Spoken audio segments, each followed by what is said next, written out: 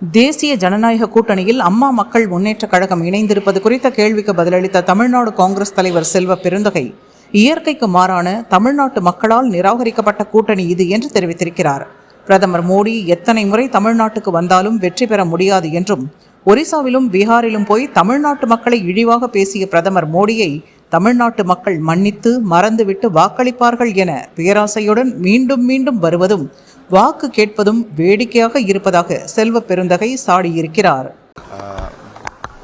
தமிழக அரசு மாண்புமிகு முதலமைச்சர் இந்த ஆண்டு கட்டணமில்லா புத்தக கண்காட்சியை அறிவித்திருக்கிறார்கள். முன்பெல்லாம் நுழைவு கட்டண சீட்டு இருக்கும், அதையெல்லாம் தகர்த்துவிட்டு கட்டணம் இல்லாமல் யார் ஒன்றாலும் உள்ளே வரலாம் என்பதால் நிறைய கூட்டங்கள், வர முடியாதவர்களாம் வந்திருக்கிறார்கள். காலத்தில் அழியாத ஒரு அறிவு திறன், அறிவு ஆயுதம் புத்தகம்.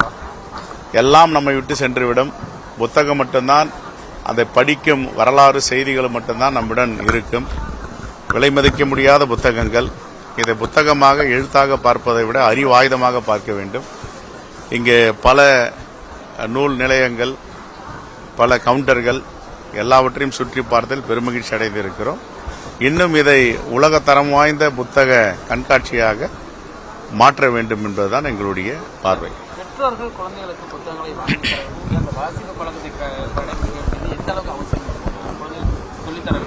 இன்னைக்கு தமிழ்நாட்டில் வருடம் வாசிப்பு பழக்கங்களும் கல்வித்துறையில் வளர்ச்சியும் அதிகரித்துக் கொண்டிருக்கிறது. உத்தரப்பிரதேசத்தோடும் பல மாநிலங்களோடும் தமிழ்நாடை ஒப்பிட்டும் சில அறிவு ஜீவிகள் இங்கே வந்து இந்த புத்தக கண்காட்சியை பார்க்க வேண்டும். தமிழ்நாட்டில் எவ்வளவு அறிவு திறன் வாய்ந்த அறிவாளிகள் இருக்கிறார்கள், எவ்வளவு பேர் புத்தக கண்காட்சியில் பங்கேற்றிருக்கிறார்கள், புத்தகம் வாங்குகிறார்கள். இனிமேலாவது யாரும் உத்தரப்பிரதேசத்தை தமிழ்நாடு ஒப்பிட்டு பேச மாட்டார்கள் என்று புரிதல் ஏற்படும் என்று நான் நம்புகிறேன். சார், இன்னைக்கு என்டிஏ கூட்டணியில டிடிவி தினகரன் அவர்கள் இணைந்திருக்காரு. அந்த கூட்டணியை வலுப்படுத்தும் பணிகள் தொடர்ந்து நடந்துட்டு இருக்கு. எப்படி பார்க்க? அது ஒரு இயற்கைக்கு முரணான கூட்டணி, தமிழ்நாட்டு மக்களால் நிராகரிக்கப்பட்ட கூட்டணி. ஒருபோதும் தமிழ்நாட்டு மக்கள் அந்த கூட்டணியை ஏற்றுக்கொள்ள மாட்டார்கள். இன்று இணைந்திருக்கின்ற அமமுகவின் தலைவர் நேற்று வரை துரோகி என்றும், உலகத்தில் ஒரு பட்டம் கொடுக்க வேண்டும் என்றால் இப்படிப்பட்ட துரோக பட்டத்தை உலகமே கண்டிருக்காது என்றெல்லாம் அவரை பற்றி பேசியிருக்கிறார். இப்பொழுது எப்படி அவரோட அரசியல் செய்ய போகிறார், எப்படி அவரோட களம் மேடை ஏறப் போகிறார், வாக்கு கேட்கப் போகிறார் என்ற கேள்வியெல்லாம் மறுபுறம் இருக்க, இன்று கூட்டணியில் சேர்ந்தவுடன் என்டிஏவில் அவருடைய பெயரை சொல்லுவதற்கே தவிர்க்கிறார். ஆகவே இந்த கூட்டணி தமிழ்நாட்டு மக்களால் நிராகரிக்கப்பட்ட என்டிஏ கூட்டணி. மோடி ஒரு முறை இல்லை, 100 முறை வந்தாலும் தமிழ்நாட்டு மக்கள் ஏற்றுக்கொள்ள மாட்டார்கள். குறிப்பாக நம்முடைய தமிழ்நாட்டுக்கு சேர வேண்டிய, அடுத்த தலைமுறையை உருவாக்க வேண்டிய பள்ளி கல்வித்துறைக்கு 3400 கோடி வரை கொடுக்க வேண்டியிருக்கிறது. சமக்ரா சிக்ஷா அபியான் என்று ஒரு திட்டம்.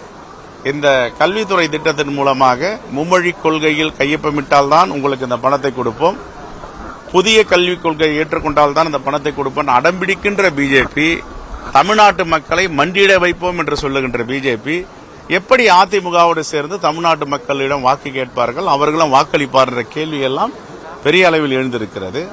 அது மட்டுமல்ல, ஒரிசாவிற்கு போனால் தமிழ்நாட்டு மக்களிடம்தான் ஒரிசாவின் கஜானா சாவி இருக்கிறது என்று அங்கு உரையாற்றுவார். பீகாருக்கு சென்றால் பீகாரிகளை தமிழ்நாட்டு மக்கள் வஞ்சிக்கிறார்கள் என்று சொல்லுவார்.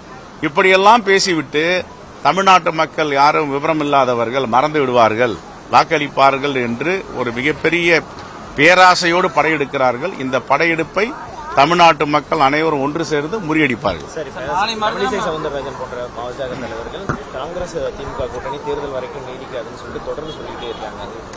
பொறுத்திருந்து அவர் பொறுத்திருந்து பார்க்க வேண்டும். பிரதமர் தமிழகத்திற்கு வரும் நிலையில ஒரு மிகப்பெரிய மெகா கூட்டணியாக தேசிய ஜனநாயக கூட்டணி அமைக்கும். இன்னும் பல கட்சிகள் எங்களோட பேசிட்டு இருக்காங்க. நாளைக்குள்ள அது முடிவு தெரிஞ்சிடும் அப்படின்னு இருக்காங்க. நீங்க எத்தனை படையெடுப்பு நடத்தினாலும், எவ்வளவு பேரை சேர்த்தாலும், தமிழ்நாட்டு மக்கள் நிராகரிக்கப்பட்ட கூட்டணி பாஜக அதிமுக கூட்டணி. அது முழுகும் கப்பல். அந்த முழுகும் கப்பலில் யார் யாரெல்லாம் ஏறுகிறார்களோ அவரும் சேர்ந்து முழுகுவார்கள். தேங்க்யூ.